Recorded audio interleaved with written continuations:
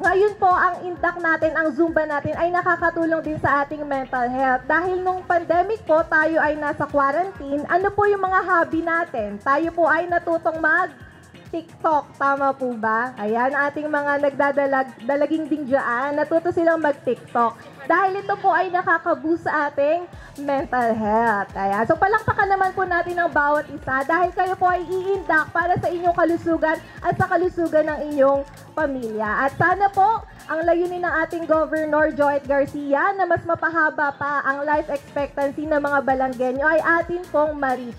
Ano po ba yung target na edad sana ng mga Bataenyo at Balanggenyo?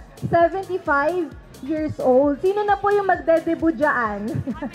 Ayan, so sana po mas mahaba pa ang ating pagsasamahan sa ating mga pamilya at magpatuloy po ang ganitong programa sa ating lungsod at ang inyong partisipasyon. Muli po, maraming salamat sa lahat.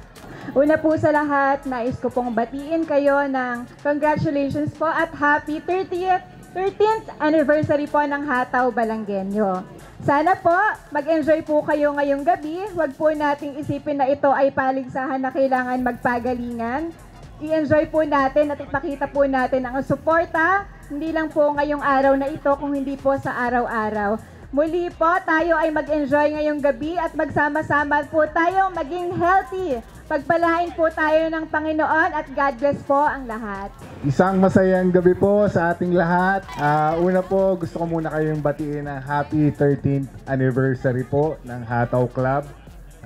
Akalain nyo po, umabot tayo ng 13 years. So palakpakan niyo po yung sarili niyo, no. Agree po ako kay sobrang agree ako kay Consi Joey. Enjoy lang po tayo.